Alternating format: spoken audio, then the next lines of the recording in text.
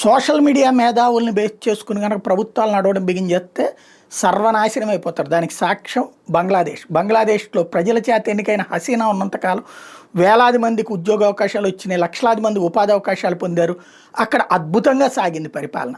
భారతదేశం తరహాలోనే ఎదుగుదలలో పరుగులు పెడతా వచ్చింది డెవలప్మెంట్. ఆ తర్వాతన ఈ మత ఉన్మాదులు తయారు చేసినటువంటి తీవ్రవాద భావజాలికులు జంజీ అంటూ ఒక దిక్కుమాలినటువంటి ఒక కాన్సెప్ట్ను ప్రొజెక్ట్ చేసి ఆవిడ వెళ్ళిపోయేలా చేశారు. ఇప్పుడు ఏమైంది ఫలితం? వాడెవడో అపర మేధావి, అమెరికాలో చదువుకున్న అపర మేధావి అని ఆయన ఒకటి తీసుకొచ్చారు, యూనస్ అనేవాడు. వాడు వచ్చిన తర్వాత ఇప్పుడు ఉద్యోగాలు లేవు, ఉపాధి లేదు, మొత్తం అసలు అక్కడ ఎవడు పెట్టుబడులు పెట్టేవాళ్ళు లేడు.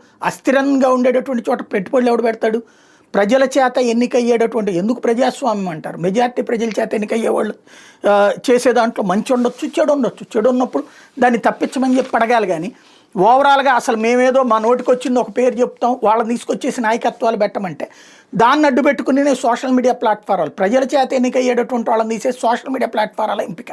ఇప్పుడు ఈ జంజీ బ్యాచ్ని అడిగారట ఎవరు కావాలని చెప్పేసి, వాళ్ళు ఇద్దరు పేర్లు చెప్పారు. సుశీలా కిర్కి అని చెప్పి మాజీ సుప్రీంకోర్టు న్యాయమూర్తి, ఆమెతో పాటుగా ఇప్పటిదాకా వీళ్ళందరినీ రెచ్చగొట్టేటువంటి బాలెన్షా అనేటటువంటి వాడు కాట్మండు మేయరు. అతనికి తక్కువ వచ్చినాయి అంటే ఇతనికంటే ఆమెను తీసుకొచ్చి ఇప్పుడు ఆమెకు అప్పచెప్తారట. ఓవరాల్గా ఏమవుతుంది? అప్పుడు పరిపాలన తెలవదు వీళ్ళకి, అడ్మినిస్ట్రేషన్ తెలుస్తాయి. ఏది సుప్రీంకోర్టు చీఫ్ జస్టిస్గా చేసినట్టు ఆవిడ ఇంతకుముందు అడ్మినిస్ట్రేషన్ తెలుస్తాయి. ఇప్పుడు యూనస్ అనేటటువంటి వాడికి కూడా పరిజ్ఞానం ఉంది, చదువు ఉంది. కానీ ఒక దేశాన్ని పరిపాలించడం అంటే ఆషామాషినా? ఆ చేత ఉంటే శ్రీలంక అట్టెందుకు అడ్లు కడుతుంది, బంగ్లాదేశ్ ఎట్టెందుకు అవుతుంది, నేపాల్ ఎట్లెందుకు అవుతుంది? ప్రజల చేత ఎన్నికయ్యే ప్రభుత్వాలు కాకుండా అస్థిరమైనటువంటి వ్యవహారాలతో తాత్కాలిక భావోద్వేగాలతో వస్తే అక్కడ ఆస్తులు లూటీ అవుతాయి, నాశనం అయిపోతారు జనాలు. ఆ తర్వాత 4 రోజులు సుఖంగా ఉంటారేమో, ఏది లోటీ చేసుకున్న సొమ్ములతో. ఆ తర్వాత ఉద్యోగం ఇచ్చేవాడెవడు, వ్యాపారం చేసేటటువంటి వాడెవడు, వాళ్ళని నమ్మి అక్కడ పెట్టుబడి పెట్టేవాడెవడు, అప్పుడు ఏమైపోతాయి?